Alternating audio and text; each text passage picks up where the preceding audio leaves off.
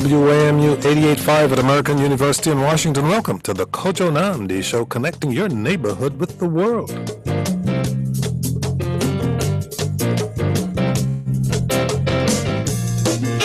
The Virginia General Assembly wrapped up its 2015 session last week, capped off a 46-day legislative scramble that touched on everything from sexual assaults on college campuses to new ethical guidelines for elected officials. Governor Terry McAuliffe has said that he's so excited about what lawmakers accomplished that he almost feels bad for the governors of the other 49 states, declaring, "We are the best." Whether or not Virginia is in fact the best aside, there are plenty of unresolved issues for the Washington region and for the Commonwealth as a whole. He joins us in studio today to explore what lawmakers accomplished and what his priorities are for the months ahead. Governor McAuliffe, thank you so much for joining us. Kojo, it's great to be back with you. I know a lot of people have questions or comments for you, so let me give out the number early, 800-433-8850. You can send email to kojo@wmu.org. A year ago, Republicans and Democrats left Richmond without having passed a budget. A standoff left Virginia for months with the possibility of a government shutdown, but here we are. A year later, lawmakers even passed a budget early this session, and you're saying that Virginia is the best. Well, let's get that out of the way. What do you mean by that? Well, we did have a great session, bipartisan. People came together. Listen, Kojo, when I ran for governor, I said we grow, diversify our economy. All about jobs. We had a spectacular first year. We did over about 310 different projects, $5.6 billion of direct investment into the Commonwealth. And not that I'm counting, but that is double what any governor has done in Virginia history in a comparable time. And I think the Republicans realize that this guy is very serious about job creation. He will work with anyone if it creates new economic activity. And so we had a great session, economic development. We reformed and revolutionized transportation funding in the Commonwealth. Healthcare, my healthcare initiative that I have in Virginia, they funded that. Education, reformed our SOLs, no cuts to K through 12, which is one thing I said absolutely will not have in our budget. So we made tremendous progress. We did it in a bipartisan way. I didn't get everything I wanted. I had some, what I thought, reasonable gun restrictions. I say this as an owner of 3 guns. I'm a hunter. But you know what, Kojo? People who are convicted of domestic abuse or are stalkers, they shouldn't be able to buy firearms. General Assembly didn't agree with me on that issue. So there were things that I tried that I knew likely they were not going to pass. But that doesn't mean you still don't put those out as bills so you can have a good, healthy debate on the issues. When it comes to Virginia's economy specifically, where do you see the outcome of this year's session affecting jobs, the things you've called tools that can take Virginia to the next level? Yeah, I asked for about $20 million more in my Governor's Opportunity Fund. Got $27 million, didn't you? Well, 20 in addition to what they'd already had in there. I went in for another 20, and they funded that, which was great. I had a bunch of workforce development issues, reforming our community colleges with veterans so you can get credentials. I tell folks, don't talk to me about degrees. Talk to me about skill sets. I need to make sure when I bring businesses in that they're going to have a workforce for 10, 15, 20 years. They need skill sets. So, maybe it's not a 4-year education, Kojo, maybe something shy of that. Maybe through the community colleges, but we've reformed our workforce development to streamline credentialing in the Commonwealth of Virginia. Reformed, as I say, transportation in order to build the economy. We were able to do, Bill, I put $40 million more in for rail. I'm a huge advocate of rail. We also allowed more funds to go to the district level. We had some bad projects before I became governor. Route 460, which wasted $300 million of taxpayer money. The Midtown Tunnel in Hampton Roads was one of the worst deals I've ever seen. With this new legislation that we passed, our P3 legislation, that'll never happen again. It doesn't matter who the governor is. Doesn't matter what roads you want. It now has to go through a prioritization process.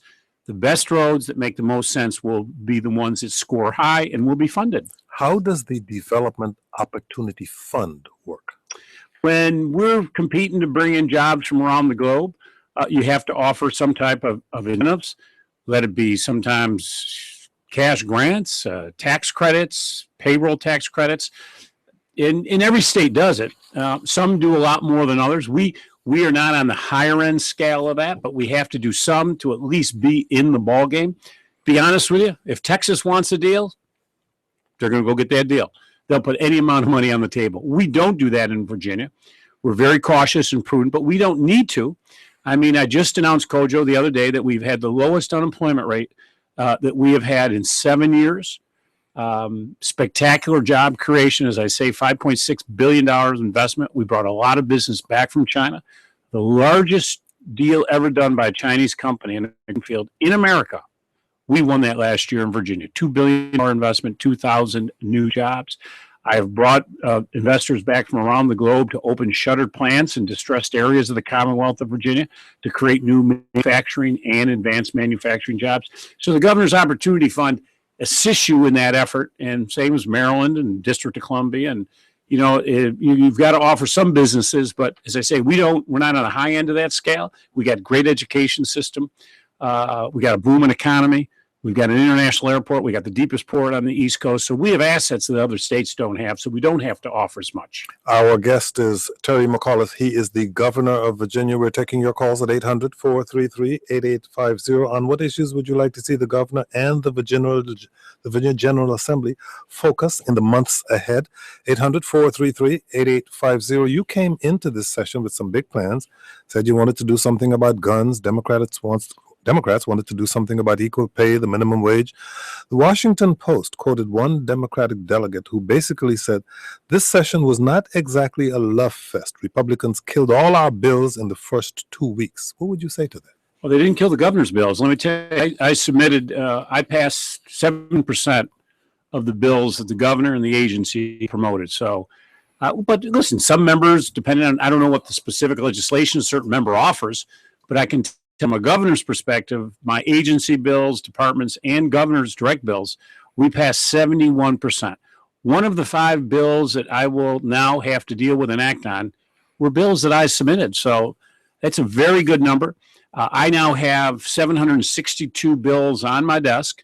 I have until March 29th to either sign them, veto them, or amend them. And we're now going through the reviews because, as you know, Kojo, the devil's in the details, and a sentence or two could totally change it.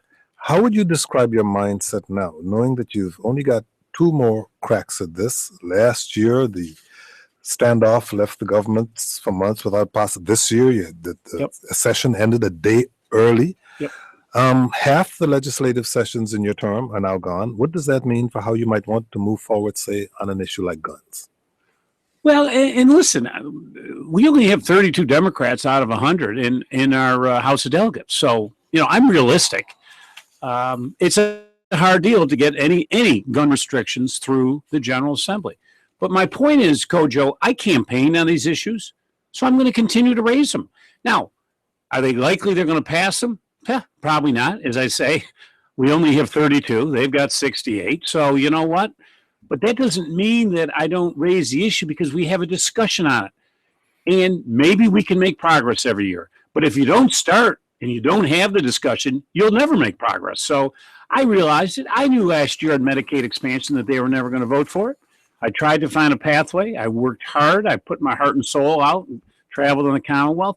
But, you know, you got to try. You can't win the game if you're not in the playing field. You don't get everything that you want. And on some of the social issues, but let's be clear. Let's look at Virginia before I became governor and where we are today. They were going to shut down the women's health clinics, if you remember. Yep. I'm now proud to say I have new appointees to the Board of Health. Kojo, not one single of our 18 women's health centers have closed down in Virginia. I'm proud of that. I've led the fight to make sure that Virginia is open and welcoming to everyone. My first executive order, non-discrimination, no discrimination at all in the state workforce. I signed an executive order to allow loving gay couples to adopt. I am the first Southern governor, I think the 3rd governor in the history of the country, to actually perform a gay marriage. I've actually performed 2 gay marriages. My point to everyone is, this is a new Virginia. We are open and welcoming to everyone. And I'm trying to get us close to where 90% of Fortune 500 companies are that have non-discrimination clauses. If you want to come to Virginia and start a business, we want you. So we are tearing walls down. Let's make it open and welcoming to everyone. You know, your enthusiasm can be infectious. In order for me not to catch it, I'm going to the phone. So put on the headphones, please, so we can talk with Shahir in Charlottesville. Shahir, you're on the air. Go ahead, please. Well, thank you very much, Kojo. First of all, Governor, really congratulations on a good session. really appreciate the work you're doing. I saw you campaigning and really thought you'd be a great governor, and I'm pleased to say that I supported you. I want to raise one issue that you haven't brought up yet, and it's not a social issue. It's a little bit of economics and a little bit of environment, but mostly economics. Okay. Dominion is planning a Atlantic Coast pipeline to go through some of our most pristine lands in Central Virginia. And that pipeline is basically to support requirements of energy requirements that Duke Energy has down in North Carolina. That's the main reason for it. You could argue about a lot of things, but that's pretty much what it is. That pipeline is cutting right smack through the center of the state, when in fact there's incredible amount of capacity and also room for it to be built going down other corridors which already have pipelines. Well, I have 3 points, and then I'll take it offline. Make them brief, please, Shahir. Yes, sir. The first one is we have a situation there where there's capacity, and we should not be spending money, and we should not find ourselves in a position where the state doesn't get any gain, and that gets all the pain. Okay, that's one. The second one is that the eminent domain issue, which Mark Warner signed off on, which allows surveyors just to come on people's land. That's the Republican-Democrat issue, and you could do something about it. I know the Supreme Court's going to be dealing with it, okay, that's two. But you should be able to do it. And the third one is, sir, this is cutting through beautiful environmental land. We'd love to hear your thoughts on it in a way that is not, you jump to judgment on this pipeline for economic reasons. But I think okay, that's three. Here's the governor. Thank you. Well, thank you. I appreciate it. He and I disagree. Which is fine. This is a democracy. I support the Atlantic Coast Pipeline. It's about a 550-mile pipeline. I've worked with Dominion on this. First and foremost, I just want to correct him. He says that this is for the benefit of North Carolina. That's just false. We get to take every ounce of energy that we want out of this pipeline, all the gas that we want in Virginia, we get to take. And a lot of people have been saying this, that it's going through to North Carolina. I just want everyone to be clear. That's totally false. It is for our use. That's why I support it. This pipeline will be underground. It's a small pipeline. You won't see it. But I have told Dominion, let's work with the landowners to make sure we're protected. What many people in Virginia probably don't understand is there are dozens and dozens of pipelines right now underneath all throughout the Commonwealth that no one knows are even there today. What this pipeline will do and why it's important, it does affect the cost of the electricity that delivers to people's homes. Right now in cold weather, just as we had last year, we have issues of shortages and spikes on energy costs. This will alleviate that. That will go away. But also, most importantly, this natural gas will now allow Virginia to have some of the cheapest energy costs in the country. So when I want to talk about bringing manufacturing back into help distressed areas of Southside and Southwest Virginia, which have lost coal jobs, textile jobs, furniture jobs, tobacco jobs, the only way we can do that, Kojo, in these areas of the Commonwealth are with manufacturing. This pipeline is like a superhighway, and you can take spurs off it wherever you want. So to a factory now, I can get them cheap energy. I can now compete with China. I can manufacture here and be cost competitive. So my job as governor is to create jobs. This pipeline will be the single biggest thing to help me have a renaissance of manufacturing, to help these communities of Virginia today that don't have jobs. And this is how I'm going to get them the jobs. This pipeline is underground. You will never see it. And as I say, we're working with Dominion to make sure we're doing it in a way that is least stressful to landowners. But we have got to build a new Virginia economy. We are too reliant on the federal government. We are the #1 recipient of Department of Defense dollars of all 50 states. Sequestration, defense cuts have a dramatic impact on our economy. How do you move away? Bring in new advanced manufacturing. Kojo, several months ago, if you could have been with me in Appomattox, a distressed area of the Commonwealth, I brought back a Chinese company who bought a shuttered facility. It was the biggest deal in 44 years in Appomattox. This furniture facility had been shut for years. We have reopened that with a Chinese investor who allows us to hire these folks back in Appomattox. It is now going to produce pollution control devices, which guess what, Kojo? We ship back and sell to China. You want to talk about a renaissance in manufacturing. But please go with me to Appomattox and look these people in the eye who have been out of work for years. They're back working. That's what this pipeline will do for us. One more question on Dominion. This Sure. comes from John in Vienna, Virginia. Sure. John, you're on the air. Go ahead, please. Governor, this is about SB 1349. I think I've got that right.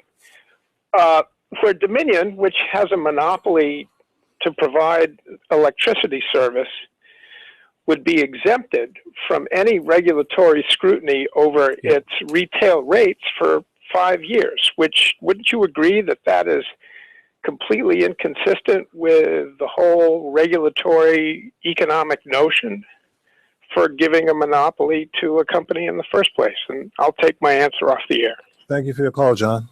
Thank you, John. It's a good question. This was a much debated bill that we had in the General Assembly. It's a bill that I originally did not like. I actually spent an hour in the governor's conference room with the CEO of Dominion. There were things I absolutely said I cannot tolerate in this bill. They had some very onerous language. I thought gratuitous attacks on President Obama, to be honest with you. I thought EPA, just unfair tax. I asked that that language be removed on 2 separate items, and it was. I also said I want to see something done. I'm big on renewable energy because I do believe 21st century jobs. So I asked that Dominion come up with a project, and we did. They're going to commit $700 million to solar in Virginia. That is a gigantic deal for us. And you know what? Let's manufacture the solar panels and everything in the Commonwealth of Virginia. And the last thing I asked Dominion, in order for me to find the bill somewhat acceptable, was that I wanted relief to low-income individuals on their energy bills. Now, they agreed to all 4 requests we had. But John has a valid point that, they're going to have a rate freeze. And the reason is that this July 111D will come out, the new EPA regs. These regulations will cost billions of dollars in the Commonwealth of Virginia. I am 100% supportive of reducing carbon emission. But I'll be honest with you, Kojo, and I've made this clear to the White House and to the EPA. Virginia is treated very poorly in these 111D regs. We have a very good energy mix. We have 41% nuclear. There is no carbon emission with nuclear. And yet, in these regs, we get no credit for that. So we're one of the least carbon emitting states. We should be rewarded for that. And our neighboring states that are much more carbon emitters than we are, they're treated better than we are in the 111D regs. So these 111D regs, which we're working on, but Dominion for 5 years, these regs are going to become applicable this July, is to deal with that issue that we have to deal with. But I've fought hard to make this as much consumer rights as we could. I asked for 4 things. Dominion gave me the 4 things I asked for. Got to take a short break. If you have called, stay on the line. I know someone else wants to hear your thoughts on renewable energy, but you can still call us, 800-433-8850. Our guest is Terry McAuliffe. He is the governor of Virginia. You can also watch our live video stream at the website, kojoshow.org. Submit questions or ask or make comments there. I'm Kojo Namdi.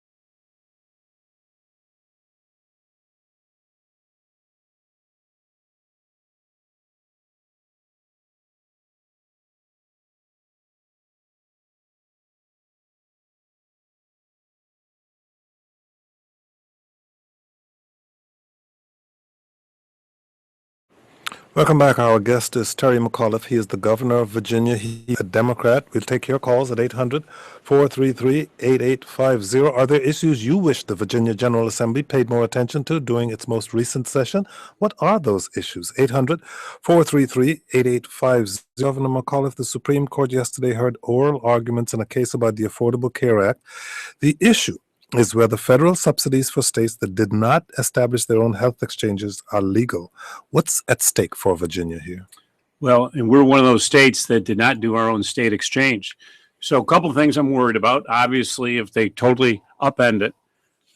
The other issue is they have to decide, do you have to return the subsidies? I mean, this could have a dramatic impact on all of us.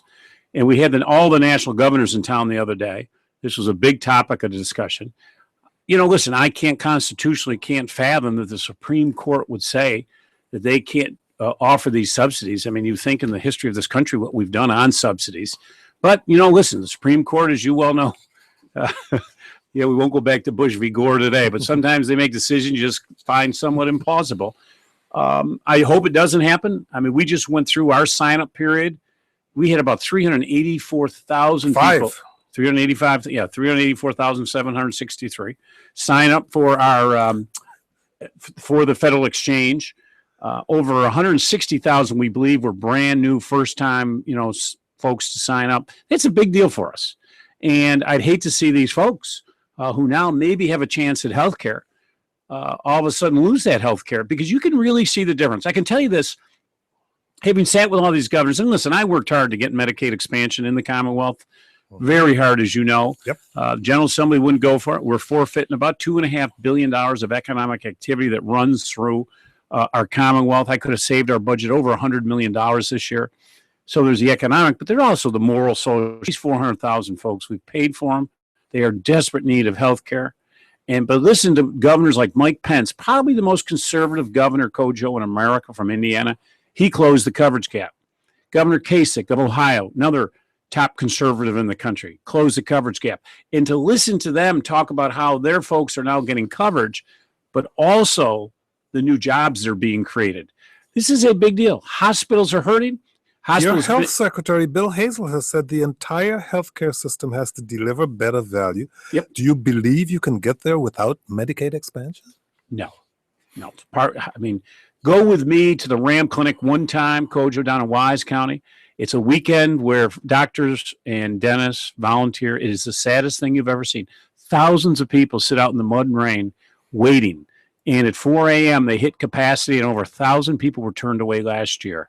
These people are desperate for health care. We have paid for them. In Kojo, if you get in a car in Wise, Virginia, and you drive 40 miles west to West Virginia, they close the coverage gap, and their people are getting health care. This is the Commonwealth of Virginia, the home of 8 presidents, 1607, the birthplace of our nation, and we're leaving these 400,000 folks without health coverage. And it ends up, why did almost every chamber of commerce endorse my efforts? Every major business folks came out. They get it. Hospitals could close. Clearly, hospitals are cutting services back because the federal dish payments are slowly ending, and they're UVA and VCU. So what plan can you conceivably have in place in Virginia if the court does rule against the subsidies? We don't know. Nobody knows. In fact, the governors, we spent a lot of time talking about this. I have asked Secretary Hazel to give contingency plans, but I'll be honest with you, you had nearly 50 governors sitting around a table trying to figure that out. This would be so upend what we do in our country. And you got to remember, Kojo, we're competing on a global basis today. You're going to make our workforce less healthy. Now, you may have issues with the health care bill. Don't end it. Fix it. The plaintiffs leading this challenge are Virginia residents. Have you had any conversations with them about this case? I don't think it'll make much difference. But you know me, I'll talk to anybody. On to the telephones again. Here is Chris in Fredericksburg, Virginia. Chris, you're on the air. Go ahead, please. Hi, Joe. Hi, Terry. Hello, Chris. You already answered my question on renewable energy. I thought you had. Yeah, pretty much. But one more. The sea level rise witnessed in the Chesapeake, about twice the global average. What do you do to plan sea level rise in the Commonwealth? Yeah. Or how do you plan to address sea level rise? Good question, Chris. As you know, for 4 years before I became governor, You are not allowed to use the words climate change in the Commonwealth of Virginia. Guess what? Climate change, climate change, climate change. I talk about it all the time. I have actually reconstituted Virginia's Climate Control Commission. It's back meeting. I've taken experts. We now meet. You raise a very important point on this sea level rise. Kojo, you can go with me down to Norfolk. In fact, I'll be down in Norfolk tomorrow.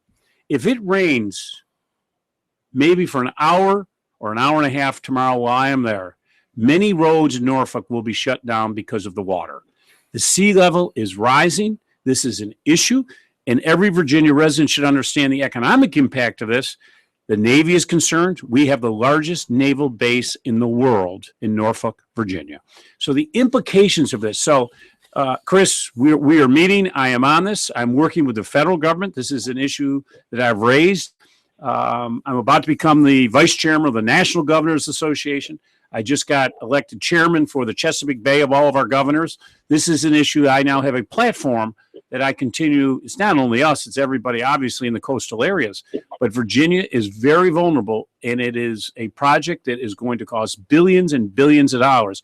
But we've got to face reality. The sea level is rising. Climate change is real. It's real in Virginia, and it's real on the globe, and we got to have a real serious discussion, and we're doing it. Chris, thank you very much for your call. Let's turn to the issue of ethics. A group of Democrats wrote to you this week to urge you to amend the proposal that's been sent to you by the General Assembly and address what they called glaring deficiencies. Have you had the time to examine the bill that's been sent to you yet, and are you considering the bill came to my office today.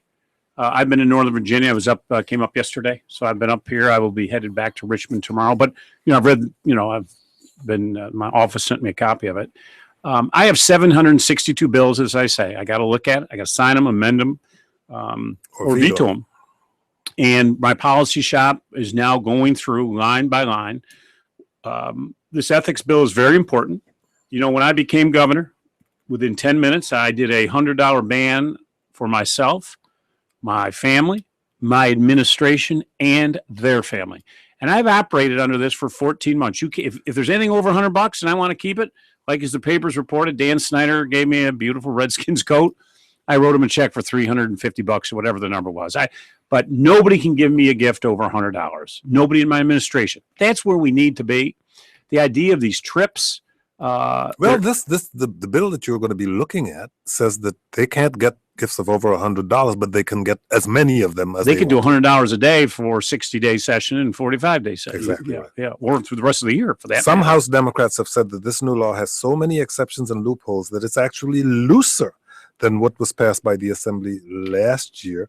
Coming into the session, what did you want to see the Assembly do? I wanted to see a $100 gift ban, do the same thing I've done with my administration and my family and myself.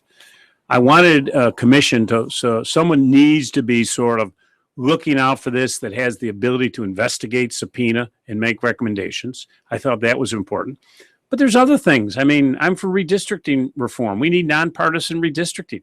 When 90% of elected officials are guaranteed to win in their election, that's not competition. We should not be allowing elected officials to pick their voters. The closer you can get to 50-50, that's good. You know what? It keeps you strong. It keeps you smart, keeps you on edge. But if I'm guaranteed, if right now as governor, if I was guaranteed 90% chance of winning re-election, you might not work as hard. And so those are the things that I would like to have seen in it. We're not going to get redistricting. We didn't get it in this bill. The commission was not in the bill. But I'm going to look very carefully at it. I want to get to the point where we have full transparency. We went through a very tough, difficult ordeal in the Commonwealth the last 14, 18, 20 months. With our former governor and first lady. We got to get back to a point where people have faith in their government. Why did voter turnout across the country drop so dramatically last year? People have lost faith in the government. They don't think the government's working for them anymore. And we need to get back to a place where people love, respect their public officials, and their public officials, guess what, are working hard for the people every day. But the top Democrat in the Virginia Senate, Dick Saslaw, says repeatedly, you can't legislate ethics. How would you respond to that? Well, you can. I mean, you can put a $100 gift ban on. Now, at the end of the day, people are going to do, Kojo, what they're going to do. But I think it sends a good, strong signal that if you put a $100 gift ban on, that, you understand it. I mean, today I go to an event and, I might get a shirt or a hat or a key to a city or something like that. But wherever I go now, Any event, I'll do multiple events tomorrow. They will have already received a letter from my office saying he has a $100 gift band. Please do not give it to him. It just makes it easier on everybody. On to the telephones again. Yes, Here sir. is ND or ED in Washington, D.C. Edie, is that your name, Edie? Yes, it's Edie Fraser, and Terry, no one is doing more for STEM education than you. And can you just talk about your Executive Order 23, establishing that new Virginia Economy Workforce Institute, your 23 STEM academies, and all you're doing with veterans, and why you're putting together that whole pipeline for science, technology, engineering, and math for new careers in Virginia? That's a great question. You said the governor's enthusiasm was infectious. Edie, clearly you have caught it. I have caught it. Edie Fraser for Terry McAuliffe. Well, thank you, Edie. I'll tell you why this is so important. Let's just take today. We have 30,000 jobs, Kojo, in Northern Virginia today in the tech space. Now, as governor, we got to fill those jobs or those businesses will move elsewhere. So it starts at I happen to be a huge advocate for pre-K. If 80% of the brain is developed between birth and 5 years old, why is it your parents' zip code or their financial condition determines a child's future? So let's start at pre-K. But at that K through 12, we have got to do a better job of exciting our students on those STEM courses. So a lot of the legislation through my executive orders, we are now reshaping our education and how we deliver it to focus on those STEM courses. And then, as I say, with my workforce development, with my community colleges, really changing the way they deliver these skill sets. My predecessor talked about 100,000 degrees, and that was his initiative, which is fine. I've tried to change the framework. Please don't talk to me about degrees. A degree with a lot of debt and not without a skill set where you don't go into the workforce is meaningless as governor. Give me a skill set. If I have one more businessman or women come into my office and say, Governor, I got jobs open, I can't fill them. Now, every governor deals with this workforce development. I do think, Kojo, that we are out front on this issue. And the workforce and the executive orders that Ms. Fraser just talked about, we are going to be the leader in the nation on delivering credentialing and workforce development. She mentioned veterans. We just passed very important legislation. Virginia has over 800,000 veterans. We have more veterans under the age of 25 than any other state in America, more women veterans. With that comes an honor. And we owe these folks, and so they've gotten great training in the military.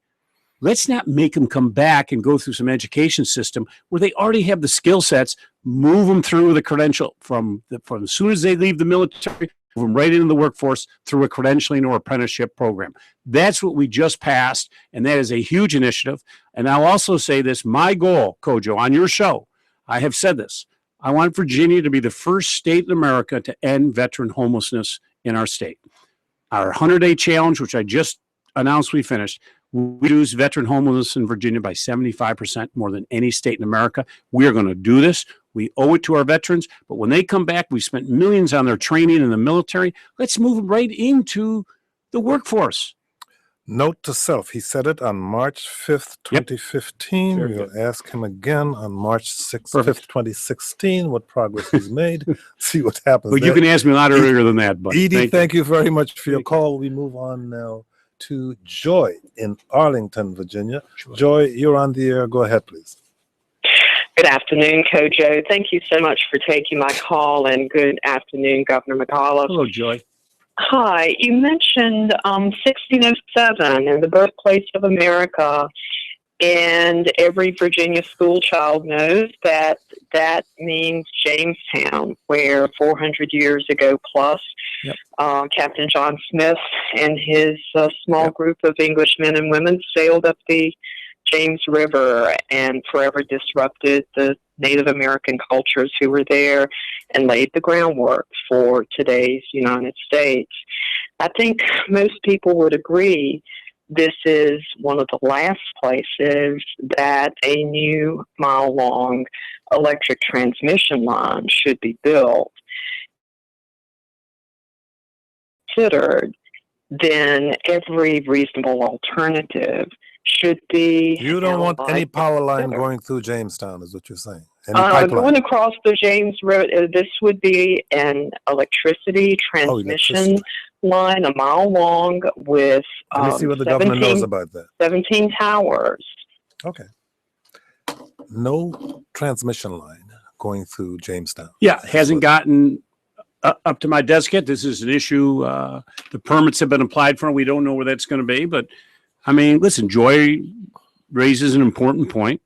We always have to be considerate. And she's right. I mean, 1607. And this is a great tourist destination. So tourism is a $21 billion industry in Virginia. And we got to do everything that we possibly can. And it's something that, you know, the folks, the Department of Environmental Quality and other folks who are involved in this process are looking at. My Secretary of Natural Resources, Molly Ward, has talked to me at length about this issue. And it obviously is something we're going to look at.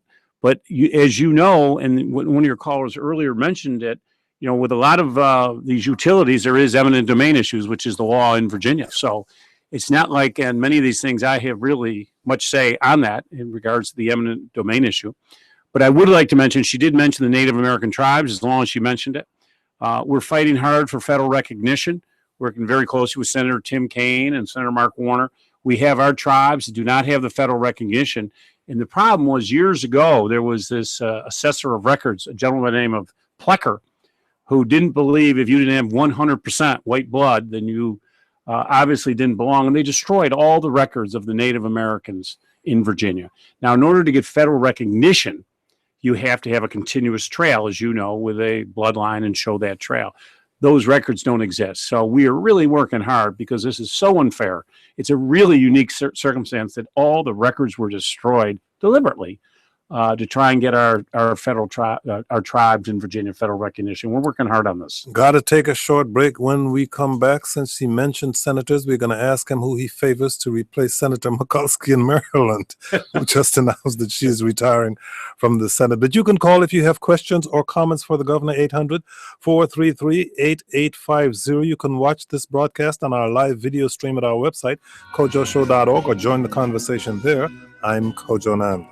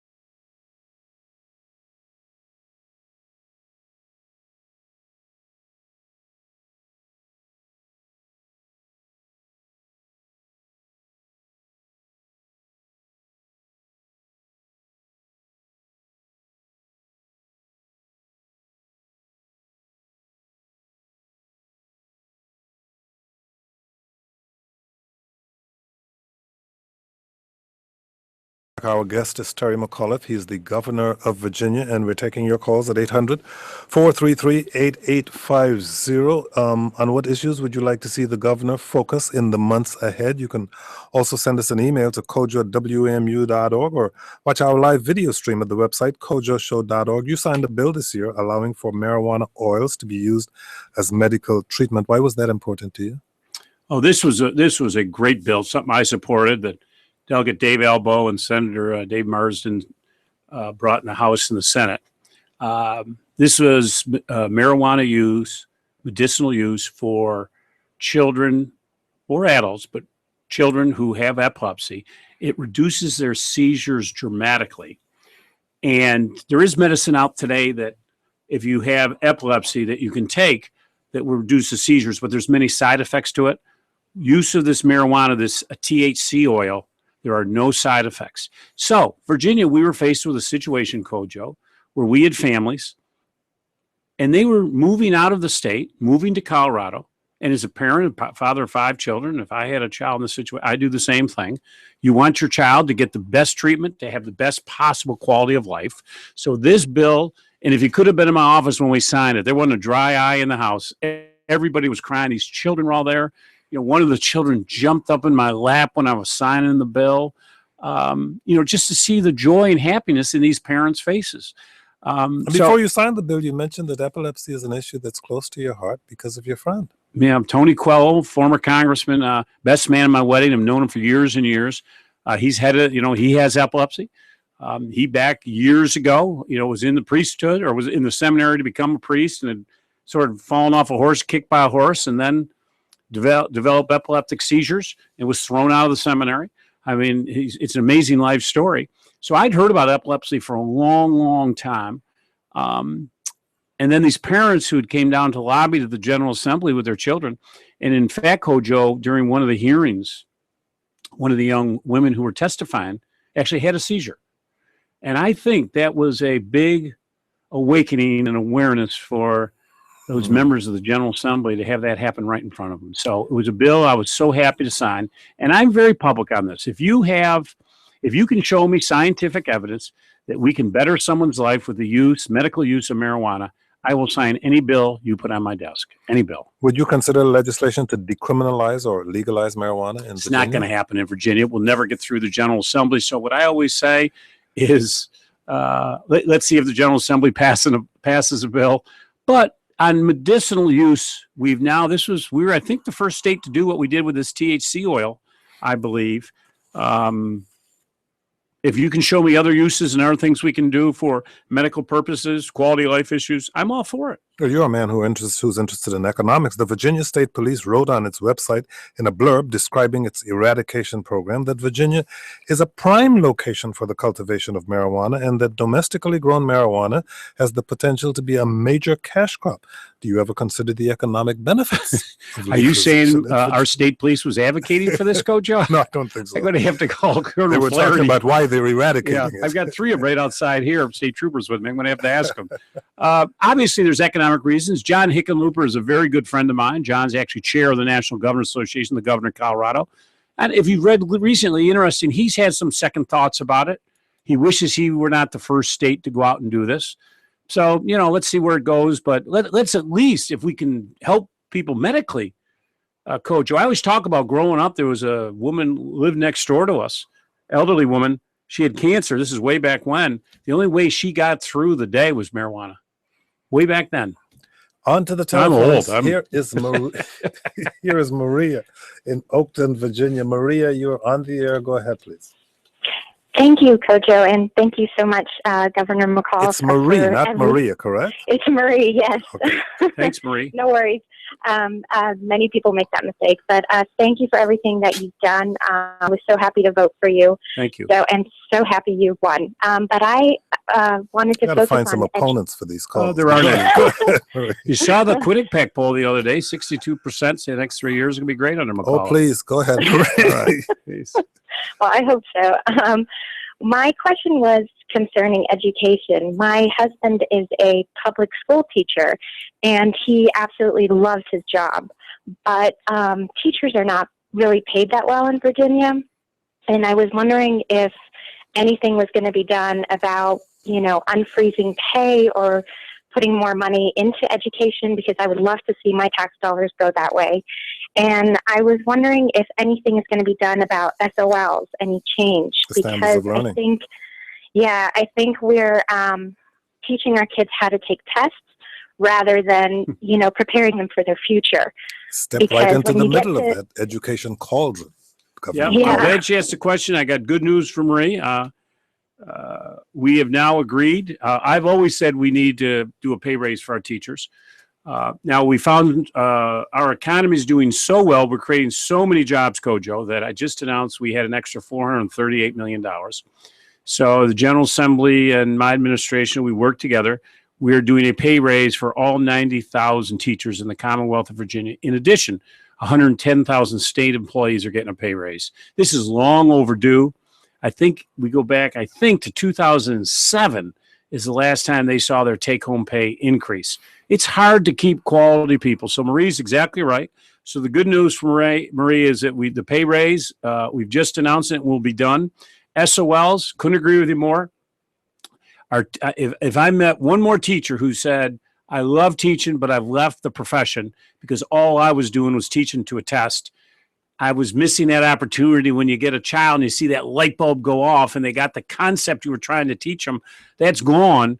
So we have changed it. Ann Holton, who is my Secretary of Education, I have started what you call an SOL Innovation Commission, which is looking at the SOLs. We've already gotten rid of 5 SOLs, and we're looking with recommendations of what more we need to do. So she's exactly right, because our children were learning how to memorize. You know, you want a child thinking creatively, critically, cognitively. You know, you want them thinking about these things instead of just memorizing. We just got a bill to my desk that we'd advocated for, that with a child who maybe doesn't pass the SOL, instead of having to wait a very long time, can retake it the next day, automatic retake. So I'm really trying to reshape our whole education system to make us more competitively globally. So that's good news for Marie on both fronts. Thank you very Elections much. matter, Thank you very Kojo. much for your call, Marie. Marie is interested in more wages. You got a lot of support from both businesses and unions when you were running for this office. And there are those who say that Virginia has low unemployment, high average household income, but it is, and unions don't like this, a right to work state. And we know that in Wisconsin, Governor Scott Walker is trying to turn Wisconsin into a right to work state. Would you ever try to end right to work in Virginia? This is one of these issues that would not pass in the general. I mean, I'll go back to my point. We have 68 Republicans. There's 32 Democrats. Listen, we've got, listen, I got tremendous support from the unions when I ran for governor, and my years in politics, chairman of the national party, been very supportive. I am all for supporting folks to go out there and good wages and benefits. You know, Kojo, I talk about jobs. I'm just not talking about any old job to have a job that doesn't pay you well, or maybe you got to work 2 or 3 jobs. You know, if you could go with me to one of these SEIU union halls and meet some of these service employee workers who, do a lot of the home health care. These are not easy jobs, as you know. They have to do a lot of very difficult work. Many of them are paid so low that they work 2 or 3 jobs. They ride buses all day. They never get to see their children. And I hear these stories over and over with people standing up. You know what? Let's treat people with dignity and respect. Let's make sure everybody can benefit. And when I talk about jobs, I'm not talking about any old job. I'm talking about jobs that pay with a good family wage. You can provide, take care of your family. That's all I'm asking for, and we can do that. And that's what I stressed. But you're right, business community. As you know, was very unique. I had a lot of Republicans endorse me. I had George Bush's finance chairman, Dwight Schrute, endorse me. I had the mayor of Virginia Beach, first time he endorsed a Democrat for governor, the Republican mayor of the biggest city in Virginia. Why? Bring people together, work in a bipartisan way, grow, diversify the economy with good paying jobs. We got a David in Arlington, Virginia is now on the air about an issue I've never heard you discuss before. So, David, it is your turn. Go ahead, please. Hi, thank you very much for taking the call. I would like to know about the governor's position on net neutrality, and also what is his position on allowing municipalities in Virginia to light up gigabit speeds over the internet for end users, businesses, and consumers, like other states are enjoying $70 a month for a gigabit of internet speed. Municipally provided internet high speed. First of all, I want Karen Jackson, my Secretary of the Technology. David, if you could give your information to the callers here, because I want to step into something. But listen, I want the internet to be open and available to everybody at the lowest, most affordable cost. And I'd love to get back to you on the specifics. If you live in Virginia and you're that interested in this, I have a whole technology commission, which I'm looking for good people to come and help me on. Let me broaden this out a little bit. We have to do a better job in Virginia when we talk about internet access. We have many parts of the Commonwealth of Virginia today that don't have broadband access. We allow SOL tests to be taken online. Well, how does that help a school in Southside and Southwest Virginia that doesn't have access to the broadband, to high speed? So you can't grow a business. You can't recruit businesses. So one of my top goals, and I'll go back to the question the gentleman asked me earlier about the new pipeline that we're talking about building, Shahir. I'm actually in talks with Dominion. If they're dredging and putting this pipeline in, why not let us put the broadband in as well? Because it literally will go through many of those communities that have no broadband access. I was recently in Highland County. I drove through the whole county. Kojo, my cell phone, I had no access the entire time I was in this county. Now, let me ask you, how can you possibly bring a business to a community where the employees or the executives can't use their cell phone? So this is a big initiative, David, and I'd love your help on this. I'm for internet being open, available to everybody at the most affordable David, cost we can. We're going to take your information, so don't hang up the phone. Don't hang up. I'm going to have Karen Jackson get in touch with you. Because we're out of time here with Governor McAuliffe. I was just getting warmed up. 10 seconds or less. Why won't Governor McAuliffe advocate privatization of the retail sale of spirits? ABC, I've just reformed it. Had a major bill. Run it as $1 billion business. We need to run it like a business. We need to modernize it and put in front of me a financial document that shows that we can make more by privatizing it, and that's when I'll get on it. But no one to this date has shown it to me. Terry McAuliffe, he is the governor of Virginia. He's a Democrat. Thank you for joining us. Thank you. It's over. Great to be back with you. Thank you all for listening. I'm Kojo Nam.